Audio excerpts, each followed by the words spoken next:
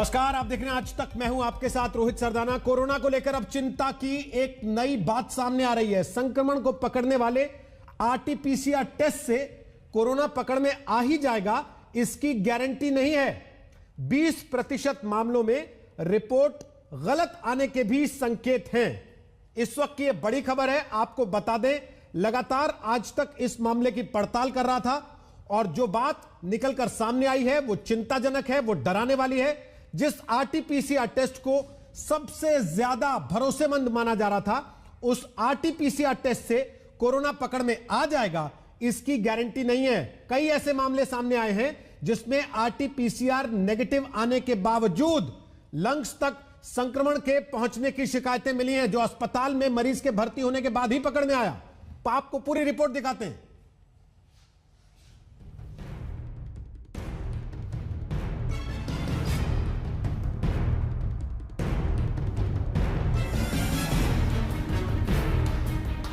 एक तरफ कोरोना मरीजों की बढ़ती तादाद के आंकड़े लगातार डरा रहे हैं। लोग वक्त पर इलाज नहीं मिलने से परेशान हैं और अब एक नई मुसीबत सामने आ रही है। डराने वाली बात यह है कि संक्रमण को पकड़ने वाले आरटीपीसीआर टेस्ट पर अब 100% भरोसा नहीं किया जा सकता। आरटीपीसीआर जांच पर उठने लगे सवाल। हर 5वें मरीज की रिपोर्ट गलत। कोरोना है लेकिन पकड़ में नहीं आ रहा। देश के तमाम राज्यों में लगातार ऐसे मरीज मिल रहे हैं जो कोरोना के लक्षणों से पीड़ित तो हैं, लेकिन इसके बावजूद टेस्ट रिपोर्ट बार बार नेगेटिव आ रही है। यानी कोरोना की दूसरी लहर में वायरस इस तरह से हमलावर है।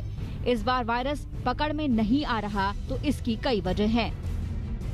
जैसे या तो वायरस नाक या गले में मौजूद नहीं था, या वायरस का लोड ज्यादा नहीं था, गले या नाक की जगह फेफड़े में इन्फेक्शन था, इस वजह से वो आरटीपीसीआर में पकड़ नहीं आया, वायरस का नया म्यूटेशन था।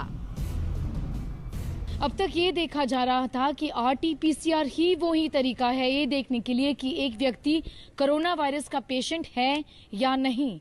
लेकिन कोरोना वायरस के दूसरे वेव में ये देखा जा रहा है कि कई ऐसे सारे लोग हैं जो दरअसल कोरोना वायरस के पेशेंट्स हैं, लेकिन आरटीपीसीआर टेस्ट ये डायग्नोसिस सही तरीके से नहीं कर पा रही है।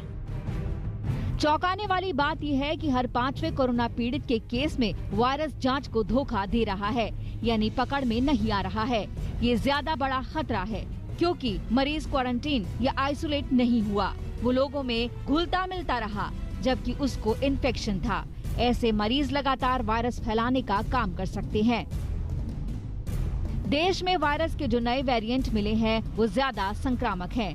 इतना ही नहीं, वायरस अलग अलग प्रकार के भी हैं। दूसरी लहर में मरीजों की बढ़ती संख्या इसका सबूत है कि वायरस की प्रकृति बदल गई है और ये पहले से ज्यादा घातक है। आज तक ब्यूरो। तो आपको बता दें कि इस वक्त हमारे साथ डॉक्टर हर्ष महाजन आ गए हैं। वो फाउंडर हैं हर्ष इमेजिंग के। हमारे साथ डॉक्टर समीर भाटी होंगे, डायरेक्टर हैं स्टार इमेजिंग पैथ लैब के। हमारे साथ डॉक्टर राजेश मल्होत्रा होंगे, वो हेड हैं कोविड सेंटर एम्स दिल्ली के। और डॉक्टर मोहसिन वली हमारे साथ होंगे, वो इंटरनल मेडिसिन स्पेशलिस्ट हैं। आप सबका स्वागत है। डॉक्टर हर्ष महाजन, सबसे पहले कितने ऐसे केसेस हैं जिसमें कि आरटीपीसीआर नेगेटिव आ रही है रिपोर्ट, लेकिन बाद में पता लगता है कि मरीज कोविड पॉजिटिव था असल में? देखिए, एग्जैक्ट परसेंटेज तो बताना बहुत मुश्किल है। आपके रिपोर्टर ने बोला 20% तो नहीं है। ये हम शुरू से ही देख रहे हैं कि कुछ केसेस होते हैं जिनमें हम बार बार आरटीपीसीआर टेस्ट करते हैं, वो आता नेगेटिव है, पर जो साइंस एंड सिम्टम्स होते हैं मरीज में वो कोविड के होते हैं, और सीटी स्कैन अगर करें तो उसमें पकड़ आ जाता है। पर ये मेरे को लगता नहीं कि 2 या 3% से ज्यादा होगा। और ये नए जो अभी तो हमारी समझ ये है कि कोई नई म्यूटेशन हो गई है, कोई ये नया वेरिएंट है जो दिल्ली और उसके आसपास फैल रहा है, पर जीनोमिक प्रोफाइलिंग से अभी तक प्रूव नहीं हुआ है। कुछ किट्स ऐसे जरूर हैं आरटीपीसीआर के जिनको यूज करें तो फॉल्स नेगेटिव आ सकता है, बट मेजर जो किट यूज हो रहे हैं उसमें क्या है, जैसे थर्मो फिशर, ट्रू पीसीआर, नियोडीएक्स, इनमें आज की डेट में अगर कुछ म्यूटेशन भी हुआ है वायरस में तो वो पकड़ लेता है आरटीपीसीआर से। बाकी जहां तक मैं कहूं, आरटीपीसीआर शुरू से ही कोई 70% एक्यूरेट है, 30% फॉल्स नेगेटिव दिखाता है। और अगर एक गिवन क्लिनिकल कॉन्टेक्स्ट में हमें लगता है कोविड है और पीसीआर नेगेटिव आता है, तब भी हमें उसको एज कोविड ही ट्रीट करना चाहिए, स्पेशली जबकि इतना बवाल हो रखा है, केसेस इतने बढ़ रहे हैं, चरम सीमा पे जा रहे हैं। और कई केसेस में अगर ऑक्सीजन सैचुरेशन गिर जाए तो सीटी स्कैन की मदद ली जा सकती है ऐसे केस में, जिसमें कि टिपिकल हमें सीटी स्कैन में कोविड के लक्षण दिख जाते हैं, जिससे हम और श्योर हो जाते हैं कि डायग्नोसिस कोविड ही है। पर 20% जो आंकड़ा बताया गया है, इतना हरगिज नहीं है। डॉक्टर राजेश, सीटी स्कैन में गारंटीड पता लग जाता है कि कोविड का पेशेंट है? कि सीटी स्कैन से काफी हद तक आप सस्पेक्ट कर सकते हो, लेकिन हमारी प्रैक्टिकल प्रॉब्लम ये है कि जब हमारे पास एक एक्सक्लूसिव कोविड हॉस्पिटल है तो वहाँ हम किसी भी ऐसे व्यक्ति को भर्ती नहीं कर सकते हैं जिसका आरटीपीसीआर या रैपिड एंटीजन टेस्ट जो है वो एंटीजन किसी ना किसी फॉर्म में वो टेस्ट पॉजिटिव नहीं है, क्योंकि इसमें दोहरा नुकसान है। एक तो अगर वो पेशेंट सही में अगर कोविड का नहीं है, अगर मान लीजिए सीटी भी सजेस्ट करता है, एक तो सीटी के बेसिस पे अभी भी उसको कंफर्म केस जो है अभी हमारे रिकॉर्ड्स पे लेना मुश्किल है और इसलिए उसको हम भर्ती नहीं कर सकते। और अगर एक पेशेंट जो पॉजिटिव नहीं है उसको अगर कोविड पॉजिटिव हॉस्पिटल में भर्ती करेंगे तो उससे बहुत अधिक खतरा है। तो मुझे लगता है इस डिफिकल्टी की वजह से हमें ये एक सस्पेक्ट एरिया हॉस्पिटल्स का बना के और वहां ऐसे पेशेंट्स को ट्रीट करना पड़ेगा, जब हम इस बात को रूल आउट भी नहीं कर सकते कि ये कोविड पॉजिटिव है, लेकिन इसके बेसिस पे उसको जो है कोविड लेवल करके उसको कोविड हॉस्पिटल में दूसरे कोविड पेशेंट्स के पास रखने में कठिनाई है।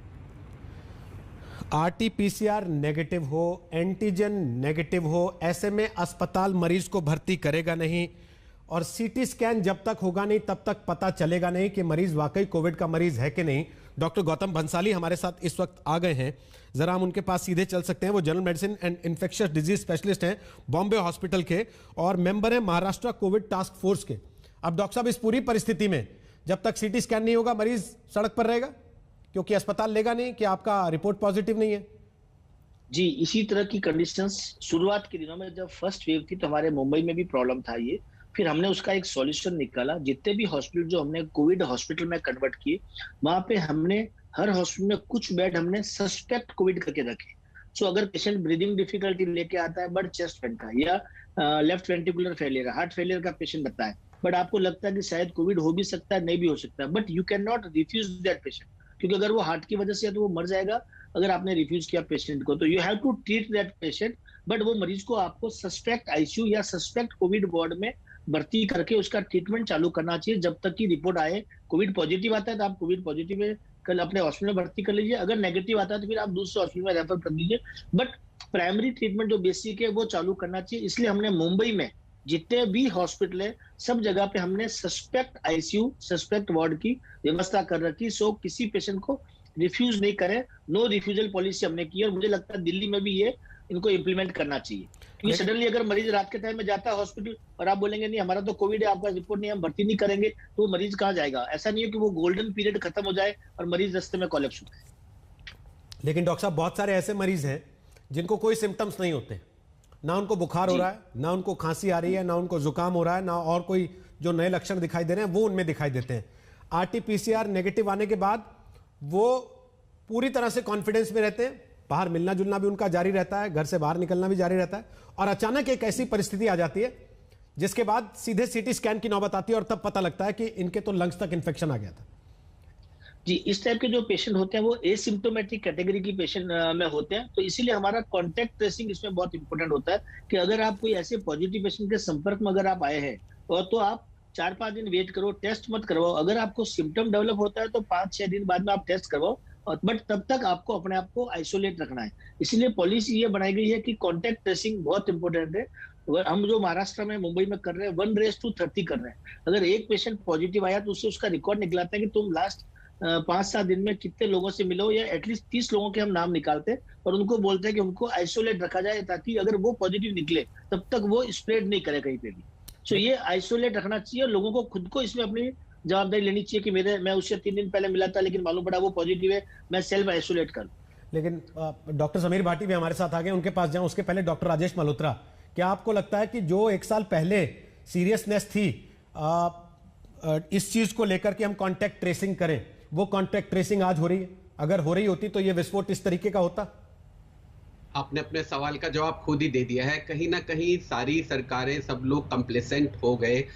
जैसे कि ये हो गया कि कम्युनिटी ट्रांसमिशन में ये ट्रैक करना बड़ा मुश्किल है कि किसको कहां से इन्फेक्शन हुई, इसका सहारा लेके जो उसमें थोड़ी सी ढिलाई रही। मुझे लगता है कि हर जगह जब आप कोई जगह देखते हैं जहां टेस्टिंग में पॉजिटिविटी रेट 20%, 24% आ रहा है, जबकि उसके अंदर RT-PCR सारे नहीं है, रैपिड एंटीजन भी है जो कि इतना सेंसिटिव नहीं है, तो इसका मतलब बहुत अधिक संख्या में आपकी पॉपुलेशन में लोग हैं। और जब भी पॉजिटिविटी रेट इतना हाई है तो इसका मतलब आपकी टेस्टिंग सफिशिएंट नंबर्स में नहीं हो रही है। और सफिशिएंट नंबर में टेस्टिंग इसलिए नहीं हो रही है क्योंकि आप कांटेक्ट ट्रेसिंग नहीं कर रहे हैं, और जब कांटेक्ट ट्रेसिंग करेंगे तो आपको पर फोर्स ही ज्यादा नंबर बढ़ेंगे आपके, और तभी आप डिटेक्ट कर पाएंगे सारे कंटेक्ट को। तो आपने बिल्कुल सही कहा, एक बड़ा कारण जो फैलने का है वो ये है कि टेस्टिंग और होनी है अभी, और कांटेक्ट ट्रेसिंग और होनी है। जो लोग अभी भी बचे हुए इन्फेक्शन से, लेकिन उनके आसपास चारों तरफ देखने पर पता लगता है कि हर घर में कहीं ना कहीं 1-2 लोग ऐसे हैं जो कोविड पॉजिटिव हैं, उन लोगों को किन किन चीजों का ख्याल रखना चाहिए डॉक्टर मल्होत्रा? तो उनको ये मान के चलना चाहिए, मैं आपसे बता दूं कि इस वेव में वायरस हाईली इन्फेक्शियस है, क्लस्टर इन्फेक्शंस हो रहे हैं, फैमिलीज इकट्ठे इन्वॉल्व हो रही हैं, इसलिए एक बहुत हाई इंडेक्स ऑफ सस्पिशन है। अगर एक फैमिली में 1 या 2 लोग आए हैं तो ये मान के चला जाए कि बाकी लोगों को इन्फेक्शन है, उनको स्ट्रिक्ट क्वारंटीन में रखा जाए, और अगर उनको कोई सिम्टम होते हैं तो तुरंत उनकी जांच कराई जाए, और अगर सिम्टम नहीं होते हैं तो 5 और 7 दिन के बीच में उनका टेस्ट जरूर कराना चाहिए। और मैं डॉक्टर हर्ष महाजन की बात से सहमत हूं कि अब वो वाली किट्स हमारे पास नहीं है जो एकाध जो है वायरस का एंटीजन डिटेक्ट करती है RT-PCR से, जिनमें कि अगर थोड़ा म्यूटेशन हो गया तो वो उसको मिस कर जाएगा। ये ज्यादातर किट 1 से ज्यादा 2, 3 या 4 तक एंटीजन ढूंढती है, और उसमें इसके मिस होने की संभावना बहुत कम है। हालांकि हम जानते हैं कि कोई ऐसे म्यूटेंट्स हैं जिनको इम्यून एस्केप हम कहते हैं, जो कर लेते हैं, खास करके N440 के जो है, लेकिन फिर भी सैंपलिंग प्रॉपर लेना, सैंपलिंग ठीक समय पे लेना ऐसे कारण है जिनसे इनका रेट बढ़ सकता है। लेकिन हाई इंडेक्स ऑफ सस्पिशन, खास करके इमीडिएट फैमिली मेंबर्स जिनको इन्फेक्शन हुआ है, आजकल बहुत जरूरी है क्योंकि ये हाईली इन्फेक्शियस है। जी डॉक्टर समीर भाटी, आपके पास जो लोग आ रहे हैं उनमें जो चीजें सामने आ रही हैं, कुछ ऐसी पेक्यूलर चीजें हैं जो आप दर्शकों से शेयर करना चाहेंगे, उनको बताना चाहेंगे कि क्या क्या ख्याल रखना चाहिए एक, और क्या क्या परिस्थिति होती है जिसमें आदमी का एंटीजन टेस्ट या RT-PCR टेस्ट हो सकता है नेगेटिव हो, लेकिन जरूरी नहीं है कि वो वाकई कोरोना नेगेटिव हो पेशेंट? देखिए, इस बार अगर हम कंपैरिजन करें पिछले वेव से, क्योंकि पिछली वेव को भी बहुत ही नजदीकी से देखा, इस बार 1-2 जो चीज है कि जो इन्फेक्ट नहीं हुए थे, ठीक है, उनका पॉजिटिव आ रहा है, वो वाली एक चीज है। बट जिस तरह से ICMR का भी डेटा आया है उसके अंदर बताया गया है कि री इन्फेक्शन के केसेस भी है। दिल्ली का जो हमारा सीरो सर्वे हुआ था जिसमें पता लगा था कि दिल्ली के आधी से ज्यादा जनता इन्फेक्ट होकर रिकवर हो चुकी है, पर जिस तरह से अभी हम देख रहे हैं पॉजिटिविटी रेट तो बिल्कुल बढ़ता ही जा रहा है। और पिछले अगर हम 10 दिनों की बात करें अप्रैल के अंदर, तो एकदम से बहुत ही तेजी से ये बढ़ ही रहा है। जिस तरह से हम देख रहे हैं हमारे बूथ्स पे हमारी होम कलेक्शंस और ये सभी कॉल्स एकदम से अचानक से बढ़ गई है। इसके अलावा एक चीज जो नई सामने आ रही है देखने के लिए, ज्यादातर लोग टेस्टिंग के लिए थोड़ा लेट भी आ रहे हैं। वो ये कारण है कि मैक्सिमम पेशेंट ऐसा बताते हैं कि हाँ, हमें एक बार फीवर हुआ था, फिर हम ठीक हो गए, बस उसके बाद 5वें या 6ठे दिन फिर हमें लगा कुछ, तब तक आते हैं। जो अभी हम बात भी कर रहे थे न्यूमोनाइटिस की, हालांकि हमें लग रहा था कि शायद अभी न्यूमोनाइटिस के, निमोनिया के केसेस कम होंगे, कि जिस तरह से हम पहले बात कर रहे थे विंटर्स के अंदर रेस्पिरेटरी जो है वायरस, रेस्पिरेटरी डिजीज काफी बढ़ जाती है। बट अभी भी वायरल न्यूमोनाइटिस के काफी ज्यादा केसेस देखे जा रहे हैं। CT स्कैन के अंदर काफी ज्यादा डे टू डे बढ़ते जा रहे हैं जिनमें वायरल न्यूमोनाइटिस, और इसमें माइल्ड मॉडरेट कैटेगरीज काफी आ रही हैं, जिसमें जो है आपका निमोनिया का स्कोर काफी सीवियर लेवल के ऊपर भी है। तो एक तो ये वाली चीज। दूसरी जो इसके अंदर एक चीज और सामने आ रही, जो आपने बताया, रैपिड टेस्ट के अंदर आपका नेगेटिव तो आता ही है। रैपिड में अगर आप सिम्टोमेटिक है तो आपको आरटीपीसीआर से उसको फॉलो अप करना है। सबसे इंपॉर्टेंट स्ट्रेटेजी है इसके अंदर रीटेस्टिंग, कि एक बार वो नेगेटिव आ गया और उसके बाद हम सिम्टोमेटिक भी है या हम स्ट्रांगली किसी पॉजिटिव पेशेंट के कांटेक्ट में आए हैं, तो हमें दोबारा 2 दिन बाद, जैसे और भी डॉक्टर साहब ने सबने बताया, उसको फॉलो अप जरूर करना है। क्योंकि वो नेगेटिव आने के बाद फिर हम बहुत ज्यादा केयरलेस होके इधर उधर चले जाते हैं। उसके बाद जो ये ट्रांसमिशन है ये काफी ज्यादा फैलता है। हम एक छोटे से ब्रेक के लिए रुक रहे हैं डॉक्टर साहब। हम चाहते हैं आप चारों मेहमान हमारे साथ बने रहें, क्योंकि इस समय की परिस्थिति में जानकारी सबसे बड़ा बचाव है। अपनी सुरक्षा अपने हाथ है। जब तक आप अपने आप को सुरक्षित करने की इच्छा लेकर नहीं चलेंगे, जब तक आप अपने आप को सुरक्षित रखने के लिए एफर्ट नहीं करेंगे, तो अपने आप को बचाना बहुत कठिन है। एक छोटे से ब्रेक के बाद आ रहे हैं, क्या क्या सावधानी बरतनी चाहिए डॉक्टर्स बता रहे हैं। आप बने रहिए आज तक के साथ। तो कोरोना को लेकर हम बात कर रहे हैं। हमारे साथ 4 जाने माने डॉक्टर्स इस वक्त मौजूद हैं, जो बता रहे हैं कि आखिर क्या करें उस परिस्थिति में जब आपका antigen test, RTPCR test negative हो।